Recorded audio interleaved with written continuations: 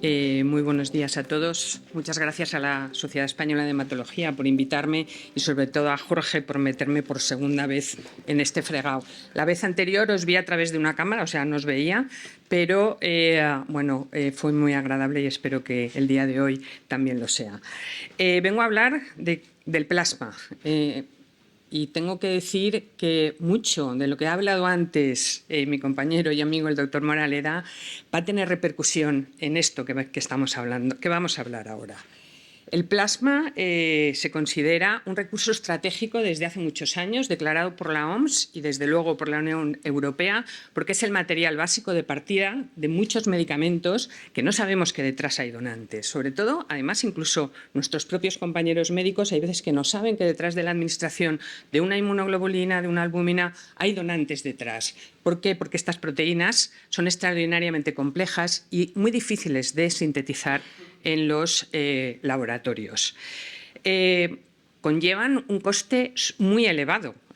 Constituyen la segunda, tercera líneas de coste de una farmacia hospitalaria y están sometidos a un alto riesgo de interrupción de su suministro. ¿Por qué? Porque hemos dicho que dependen de un donante detrás, aparte de todas las tensiones económicas que se puedan generar entre ellos.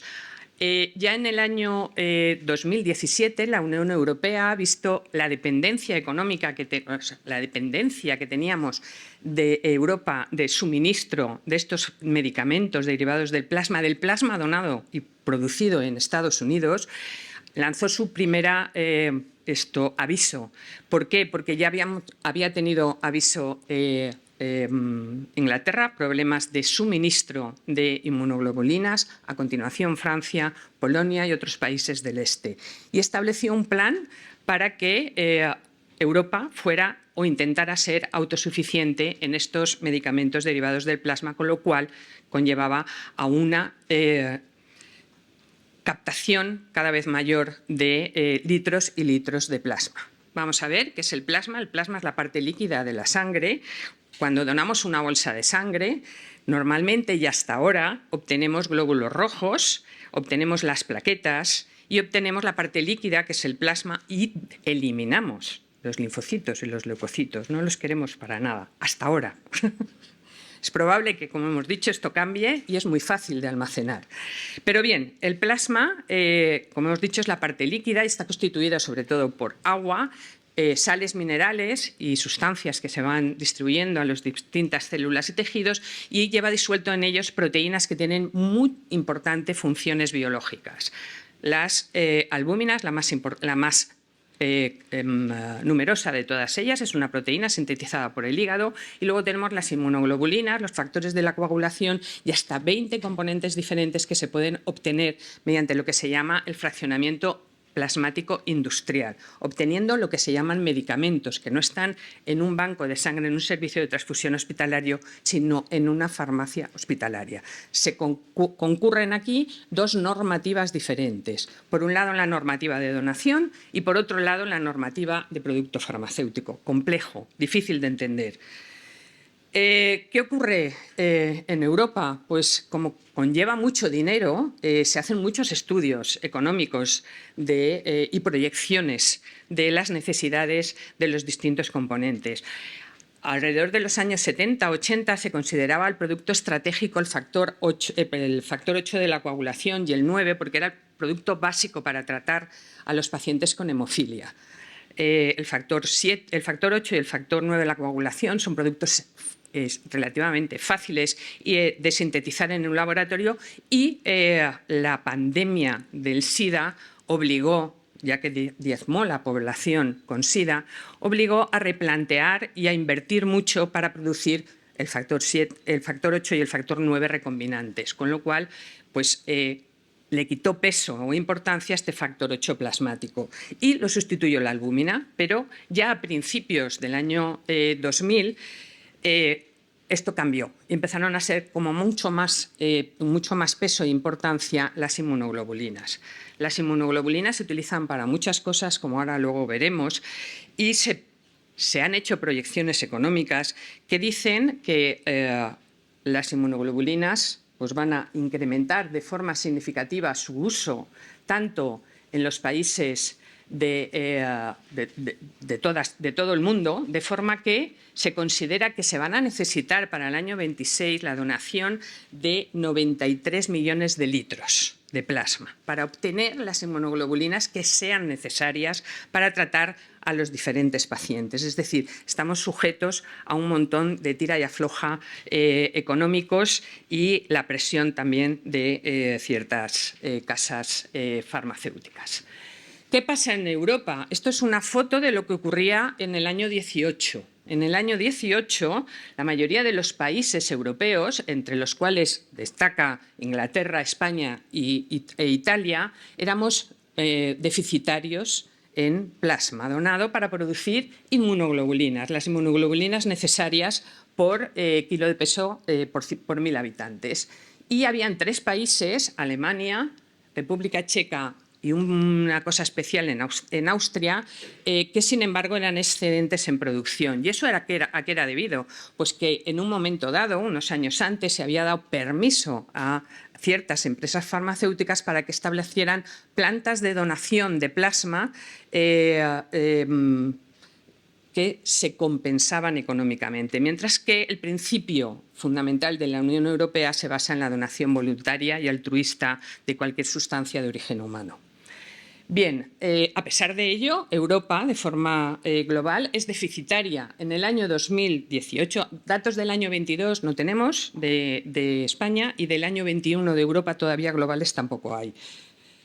Pero fijaros, en el año 2019 existía un déficit entre el plasma recolectado en Europa y las inmunoglobulinas necesarias de un 32%. Es decir, había un déficit importante.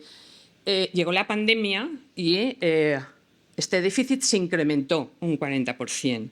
Pero si veis, realmente la cantidad de litros donados, la cantidad de plasma donado, no bajó excesivamente. ¿Por qué? Porque en Europa, insisto, la base fundamental de donación es la donación voluntaria y altruista. Y el donante voluntario y altruista entiende perfectamente que es una necesidad, y durante la pandemia prácticamente no hubo nada más que un 5% en Europa de disminución de la donación. Cosa que no ocurrió en Estados Unidos, donde la base es fundamentalmente la donación pagada, que disminuyó hasta un 20% o más en determinados momentos.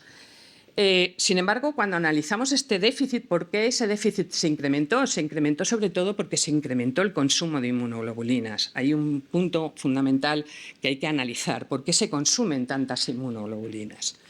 Bien, vamos a pasar ahora a ver en qué se usan todos estos componentes, y como ya muy bien nos ha dicho la doctora Mateos, la medicina se basa en ensayos y en estudios que nos dicen qué es lo mejor para dar a un paciente en base a evidencia científica. No voy a explicar, es este cuadro, lo tienen en un montón de sitios y lo pueden ver.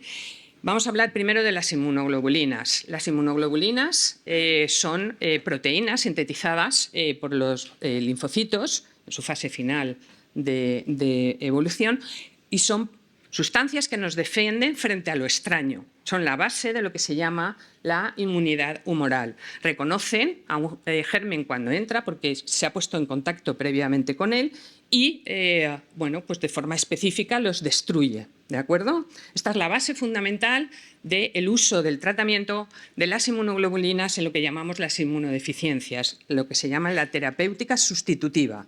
Las inmunoglobulinas, unas moléculas relativamente sencillas pero muy complejas cuando las analizas bien, si yo mezclo el plasma de muchísimos donantes, voy a tener muchísimas zonas de respuesta frente a un montón de microorganismos, ¿vale? Y esta zona es esta de aquí, que es la que reconoce específicamente la sustancia extraña, en concreto los gérmenes. Frente a muchos gérmenes, frente a muchas cepas diferentes de gérmenes. Y en eso se basa fundamentalmente el tratamiento sustitutivo, en que me va a permitir defenderme frente a infecciones. La terapéutica sustitutiva se basa fundamentalmente en las inmunodeficiencias primarias. Son enfermedades congénitas, fundamentalmente, que afectan desde bien tempranas edades y que conllevan, sobre todo estas de aquí, que son las que en las que se produce un déficit en la síntesis de esos anticuerpos dirigidos sobre todo contra los gérmenes y conllevan a que los recién nacidos empiecen a tener infecciones con mucha frecuencia, repetitivas, cada vez más resistentes a los antibióticos y que les conllevan a un problema importante en su calidad de vida, ingresos hospitalarios repetitivos, problemas al final pulmonares y acortan su vida. Pues desde que se utilizan las inmunoglobulinas de forma continuada a lo largo de toda su vida, es un tratamiento de por vida, la calidad de vida de estos pacientes ha cambiado radicalmente y además prácticamente tienen una supervivencia similar a la población normal. Es decir, son pacientes dependientes de la terapéutica sustitutiva. Tenemos otro grupo de pacientes en donde también hablamos de terapéutica sustitutiva, que son las llamadas inmunodeficiencias secundarias. Las inmunodeficiencias secundarias están producidas por un montón de enfermedades cada vez más frecuentes o terapéuticas. El trasplante alogénico y la terapia CAR destruye los linfocitos normales del paciente como mecanismo fundamental para luchar con la enfermedad, con lo cual hay muchos pacientes que tienen problemas de base en la producción de anticuerpos. Sin embargo, en este caso, la administración profiláctica sin más no se ha demostrado eficaz. Hay muchos pacientes que mantienen ciertos niveles de anticuerpos y que nunca, a pesar de tener niveles bajos, van a tener complicaciones. Entonces, se recomienda administrarla cuando el paciente ha tenido al menos 2 o 3 infecciones recurrentes graves y tienen niveles bajos de inmunoglobulinas. Es decir, la dependencia no es de todos los pacientes. Y además, la mayoría de ellos recuperan o llegan a recuperar su función inmune. Hay que seguirlos y cuando esto ocurre hay que dejar de administrar las inmunoglobulinas. Las inmunoglobulinas no solamente nos defienden contra las infecciones, sino que además tienen un montón de funciones de regulación del sistema inmune. Cada una de las componentes actúa a distinto nivel, con lo cual pues se pueden utilizar también como mecanismo inmunomodulador en un montón de enfermedades en las cuales se altera este sistema inmune, por ejemplo, enfermedades autoinmunes. En este caso, hay que demostrar no solamente que la inmunoglobulina es eficaz para esa enfermedad en concreto, sino también pensar si es imprescindible o no, porque existen terapéuticas alternativas.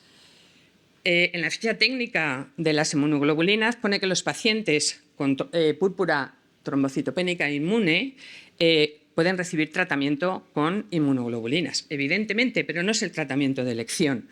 El tratamiento de elección, existen muchos otros fármacos que son eficaces para controlar la enfermedad, que la controlan igual de bien o con menos posibles toxicidades y las inmunoglobulinas se deben de quedar reservadas para situaciones muy especiales, hemorragia grave, paciente que requiere una intervención quirúrgica urgente, por una sencilla razón, porque la inmunoglobulina es igual de eficaz que los otros fármacos, pero actúa mucho más rápidamente, controla la cifra de plaquetas mucho más rápidamente. Entonces, se debe de quedar reservado para esas situaciones especiales. Muchas enfermedades neurológicas de origen autoinmune se están tratando con inmunoglobulinas, pero muchas de ellas también tienen tratamientos alternativos. Por ejemplo, la polineuropatía desmielinizante aguda o síndrome de Guillain-Barré es una de las enfermedades en las que se utilizan inmunoglobulinas.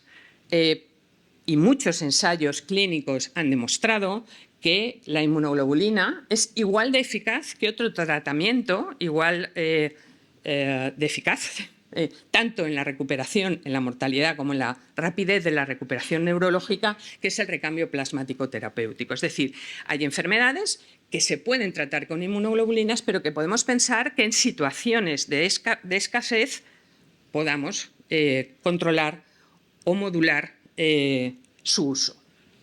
Así pues, se pueden establecer diferentes grados según la medicina basada en la evidencia, indicaciones con el beneficio demostrado para las inmunoglobulinas, en las cuales son básicas la administración, porque es el tratamiento de elección, como en las inmunodeficiencias primarias, en la enfermedad de Kawasaki, que es otra enfermedad que afecta a niños, se les administra inmunoglobulinas para evitar una de las complicaciones más graves a nivel cardíaco que tienen estos pacientes, pero otras que se han demostrado eficaces tienen tratamientos alternativos, ¿vale? Hay otras indicaciones con probable beneficio que se les puede administrar en situaciones muy concretas. Hay otras con beneficio incierto y en estos casos la medicina nos dice que debemos de tratar a los pacientes dentro de ensayos clínicos y no voy a probar como última instancia o como segunda instancia si la inmunoglobulina funciona o no. Tenemos que llegar a una conclusión y la conclusión no se hace con casos aislados, sino con ensayos bien estudiados. Y en otros, que la medicina basada en la evidencia, los ensayos nos han dicho que no son eficaces. Un ejemplo crítico es el Alzheimer. El Alzheimer se ha demostrado con ensayos randomizados que la administración de inmunoglobulinas no aporta ningún beneficio ni en la progresión de la enfermedad ni en el control de los síntomas de los pacientes. Por lo tanto, para hablar de la creación de planes de contingencia en el uso de inmunoglobulinas, debemos de tener en cuenta estos factores y todos los, bien a nivel comunitario, bien a nivel nacional, se debe de establecer un plan de contingencia basado en las prioridades según la evidencia, en las necesidades según sea un tratamiento agudo o crónico, en la existencia de un tratamiento alternativo.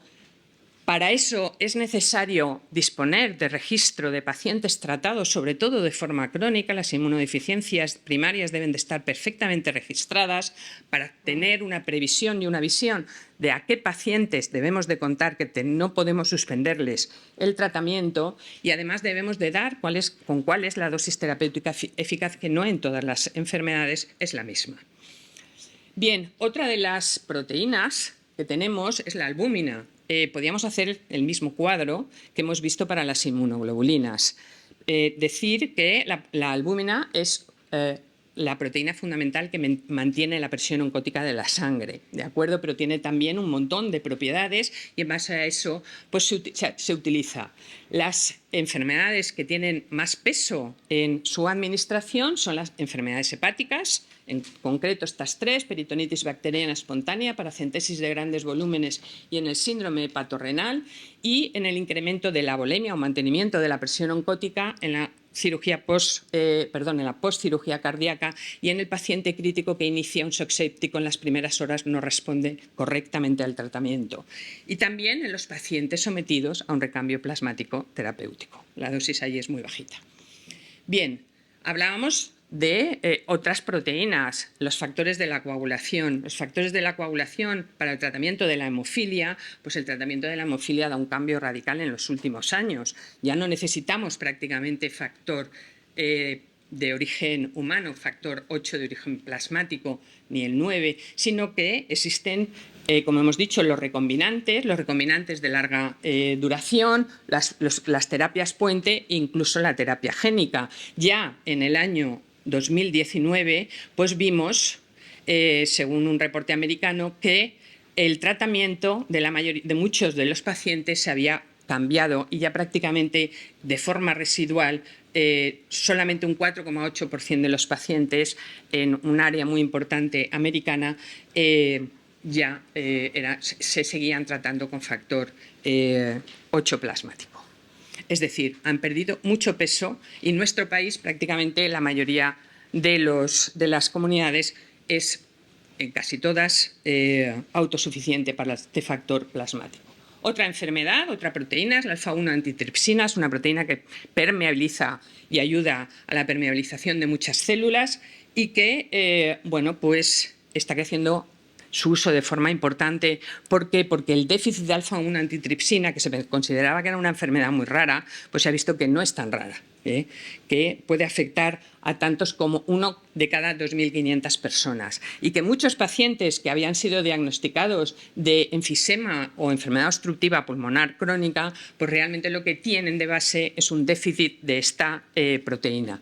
Y, pues antes de llegar a esta fase, la administración con la terapia de reemplazo de esta proteína pues está haciendo que estos pacientes mejoren de forma muy importante su calidad de vida y, por ejemplo, no lleguen a la fase final del tratamiento, el tratamiento quirúrgico, que muchos de ellos acaban en trasplante pulmonar. Bien, ¿qué pasa en nuestro país? Me queda un minuto, según veo. ¿Qué pasa en nuestro país? Pues lo mismo que hemos visto en las curvas en Europa, en el resto de Europa. Pues el balance nacional de inmunoglobulinas es negativo. Tenemos una autosuficiencia en el año 21 de un 34%. Frente al 43% que teníamos en el 2011, porque se ha incrementado de forma muy importante su consumo, aunque también se ha incrementado de forma muy importante su producción. Y probablemente con los datos del año 22, que ya está puesto en marcha o ya se ha iniciado el Plan Nacional de Plasma, veamos que la producción se ha aumentado todavía mucho más, aunque recordemos que para la producción de inmunoglobulinas o de cualquier componente, los datos del plasma obtenidos siempre van por lo menos con 6 meses de demora, porque se necesita la fabricación. Lo que es muy llamativo es esto de aquí, que es las diferencias de consumo entre las diferentes comunidades autónomas. Si tenemos los mismos pacientes, si nuestros pacientes tienen las mismas inmunodeficiencias en una región que en otra, ¿cómo es posible que exista unas comunidades que consuman mucho inmunoglobulinas y unas comunidades que consuman poco inmunoglobulinas? Estos datos son de consumo en gramos por 1000 habitantes, están ajustados a la población. Tenemos que trabajar mucho las indicaciones. Y lo mismo ocurre con la albúmina. La albúmina se ha incrementado menos que las inmunoglobulinas. Tengo que decir que aquí existe una curva ascendente y tiene una justificación muy clara, y es la desaparición de un fármaco, de una sustancia que se utilizaba para la expansión del plasma, los expansores del plasma, que como se han eliminado de su uso para pacientes, pues se han sustituido mucho con la albúmina, con lo cual, bueno, pues este incremento debe ser debido a eso y probablemente no se incremente tanto en los siguientes años. Existe también un déficit, hemos pasado de un 70% a un 59%, y también vemos una diferencia importante de consumo entre las diferentes comunidades autónomas. Ahora ya vamos a cambiar. Hemos hablado de para qué se indica. Voy a tardar 5 minutos en acabar mi exposición. ¿Por qué la donación de aféresis? ¿Por qué estamos hablando tanto de la donación de aféresis? Pues fijaros, es muy sencillo. Si de una unidad de sangre total Europa aportaba el plasma que le sobraba de las donaciones de sangre completas. Las donaciones de sangre completas han ido a la baja porque la práctica en Europa ha sido disminuir el consumo de las unidades basados en la transfusión de una unidad en una unidad, los programas de mejora de los pacientes antes de intervención quirúrgica, etcétera, etcétera, el famoso PBM. Bueno, pues esto ha disminuido, con lo cual de una unidad de plasma de sangre total sacábamos solamente 260 a 280 mililitros, y los donantes de sangre solamente pueden donar 3 o 4 veces al año dependiendo del sexo.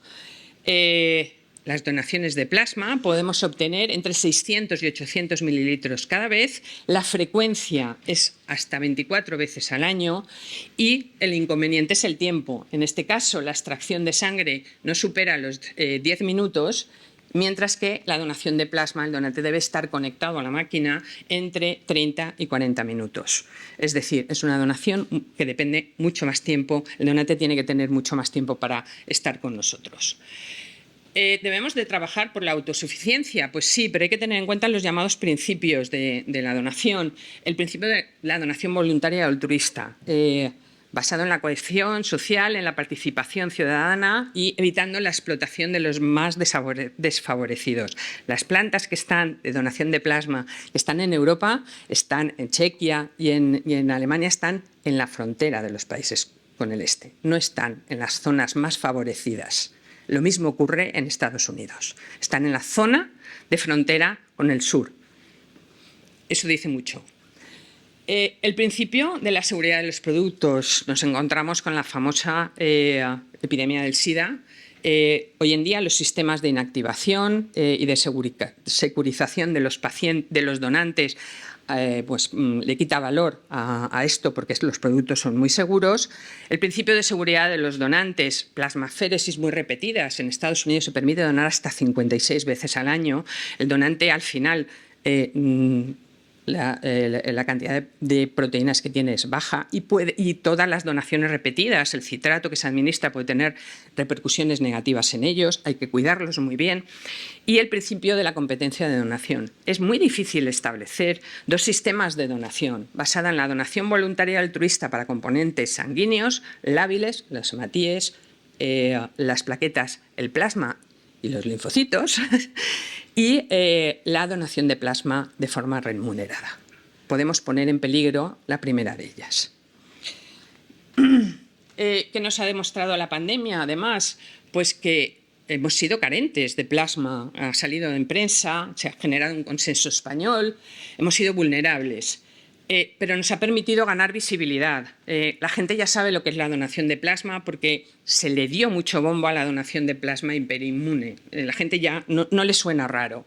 Y debemos de trabajar para eso. Para eso España ha iniciado su Plan Nacional de Plasma. En el año, a finales del 21, lo teníamos previsto para iniciar en el 19, pero tuvimos que retrasarlo por la pandemia. Y ese plan basado en la donación voluntaria y no remunerada, que busca la independencia estratégica, pues se basa en estos 6 puntos que tienen o deben de tener el mismo peso. Incrementar la concienciación, es decir, debemos de hacer campañas para explicar qué es el plasma, cómo se dona, la necesidad que tienen los pacientes, y así hemos trabajado ya. El Ministerio ha aportado de forma importante a las comunidades autónomas un montón de dinero, tanto en el año 22 como ha aportado, 21 y 22. Muchos hemos establecido campañas de donación en nuestra comunidad, se llama Plasma tu generosidad, y recientemente, a raíz del Día Mundial del Donante, que se celebró el 14 de junio, el Ministerio ha lanzado la campaña de donación de plasma a nivel nacional. Obtener más plasma mediante aféresis. Para eso los centros tenemos que estar preparados, el personal tiene que estar formado, debemos de tener las máquinas y los equipos suficientes, dotarnos de los recursos necesarios, tenemos que reconocer y dar seguridad a los donantes, desarrollar planes de contingencia, como hemos hablado de las inmunoglobulinas, se debe monitorizar el uso de estos medicamentos derivados del plasma. Esto es un pilar fundamental del Plan Nacional de Plasma, que esas diferencias entre comunidades desaparezcan, y todo basado en la sostenibilidad, lógicamente, y en la solidaridad. Esto es lo que yo quería explicarles. España es extraordinariamente solidaria, por lo menos lo hemos demostrado con muchas cosas, y esta encuesta que se hizo desde la IPFA, que es la Asociación de Fraccionamiento de Plasma, nos demuestra que España está muy bien situada. La mayoría de los pacientes, de las personas a las que se entrevistaron, estaban dispuestas a donar. Eso es todo. Muchas gracias, Cristina.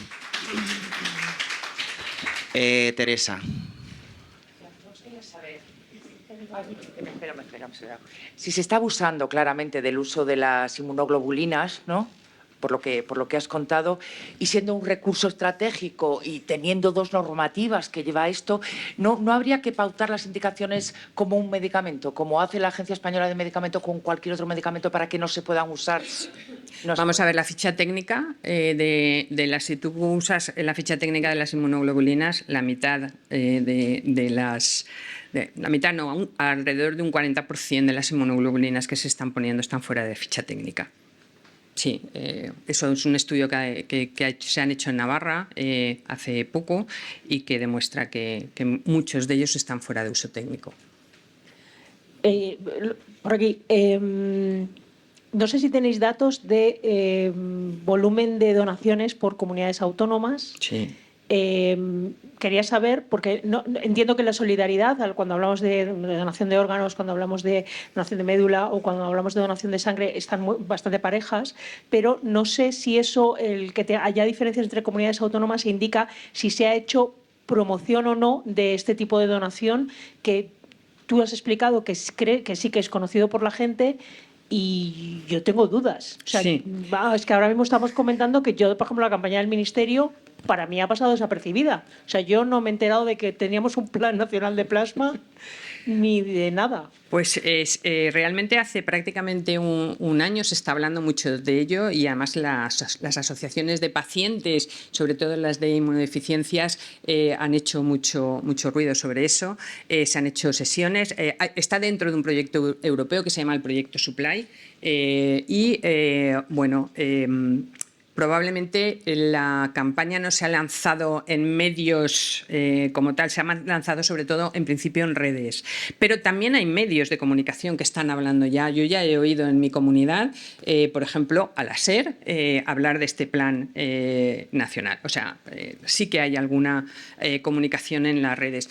Desconozco en qué esa campaña cómo la ha gestionado el Ministerio, pero a nosotros ya nos han mandado la primera, todo lo que son los ¿cómo se llaman? Las flyers, no me acuerdo cómo se llaman, todas las imágenes, los vídeos que han lanzado a todas las comunidades para que empezamos a hacer difusión. Pero ya hace un año la mayoría de las comunidades, utilizando el plan del plasma, el dinero del plan del plasma, nos planteamos hacer cada una de nosotros una campaña de donación. Yo te he mostrado la nuestra, que se llama Plasma tu generosidad, y que nos ha permitido saber el impacto que ha tenido esa campaña, porque nosotros todos los años nos comunicamos con los donantes a través de lo que se llaman las encuestas de satisfacción.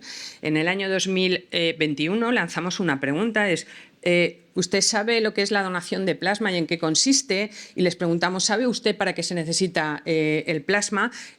Nos contestaron que sí a esa pregunta alrededor de un 20% de los donantes. Después de la campaña que se ha hecho en Valencia, que sobre todo la hemos hecho nosotros a través de las redes, apoyado por las redes, lógicamente, de nuestra Consellería de Sanidad, pues nos ha permitido que este año, la pregunta que se ha lanzado igual en el año 2022, pues se ha incrementado alrededor de un 70% de los donantes nuestros ya saben lo que es el plasma, por lo menos de los que nos contestan, Los datos de aféresis, vamos a ver, los datos de aféresis por las comunidades, todas las comunidades se han puesto en marcha. Yo puedo, perdón, es que está esto. El Ministerio todavía no ha expuesto los datos del año 2022. ¿Vale? Hasta ahora los datos de aféresis en España eran bajitos, solamente mandábamos alrededor de un 8% del plasma que se mandaba a la industria para la transformación era de donación de aféresis y probablemente este año se haya aumentado más de 10 puntos por encima. Sí, porque hemos pasado de la nada a un poquito. Entonces eso se nota de forma importante. Xavi. Adaya, perdona. Sí, ¿voy? Sí. Hola, buenos días. Yo te quería preguntar, igual ha salido en una diapositiva y a mí se me ha escapado, porque he visto el dato de cuántos millones de litros de plasma hacen falta en el mundo, en Europa, pero no sé si tienes el de España en concreto, de cuántos millones. Sí. España, o si esa separación que ha salido entre inmunoglobulina se puede sumar. Vamos, si tienes el dato no sé si puedo poner las imágenes que tenía antes. Están en las diapositivas que creo que se os han suministrado. Vamos a ver, tú mandas plasma a la industria y la industria te extrae todo lo que puede. Es decir, con los mismos litros de plasma va a sacar inmunoglobulinas, va a sacar albúmina, lo va a sacar todo. Está al final del todo. Perdón. Pues es más capaz. Antes, aquí. Mira, para inmunoglobulinas, teniendo en cuenta cómo se está consumiendo ahora, necesitaríamos 1.100.000. Casi 1.200.000 litros de plasma, España. Para obtener la albúmina necesitaríamos la mitad, para ser autosuficientes. Pero no queremos ser autosuficientes. Es el primer dato en realidad. Sí. ¿No? El concepto de autosuficiencia no es aportar el 100%.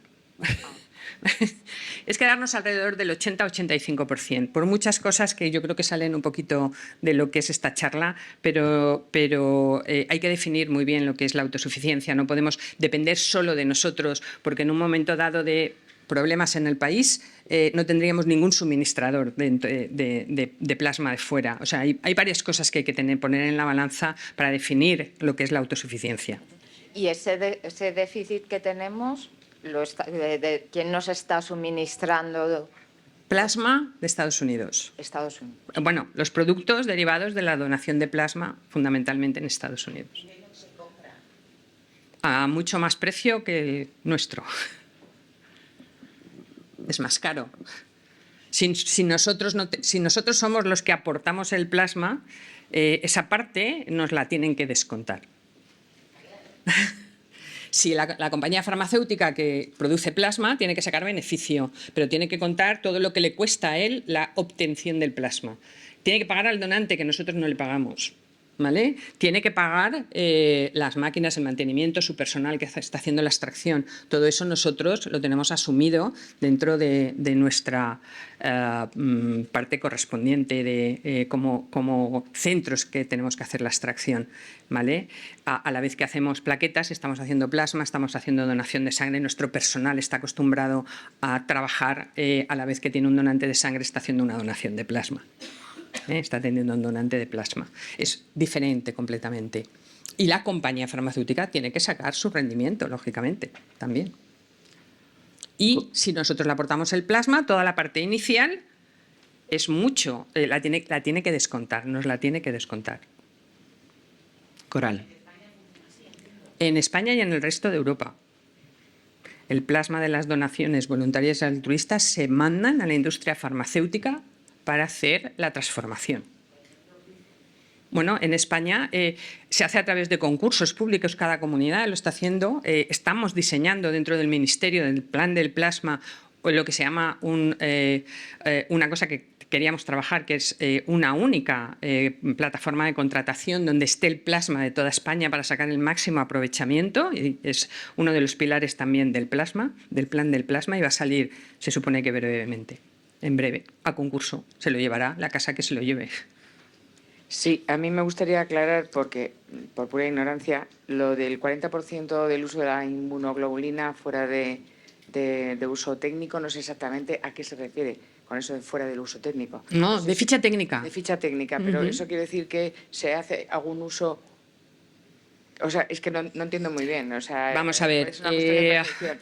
yo no soy farmacéutica, no sé cómo se suministran las inmunoglobulinas en los hospitales. No puedo hablar de cosas que no sé. Bueno, entonces, de las gráficas de consumo, en el caso de inmunoglobulinas, que es Navarra, con diferencia La Rioja, me ha dado tiempo, creo que era Cantabria la tercera. Exactamente cuál es la explicación de ese uso. En el caso de la albúmina, Madrid, que destaca grandemente, ha dicho que se había retirado un medicamento que quizá por eso... Pero el tema, por ejemplo, en el caso de Madrid, ¿es porque centraliza o es referencia para ciertas cosas y aquí se trate más? Es que no entiendo muy bien cuál es la enorme diferencia, es que casi duplica...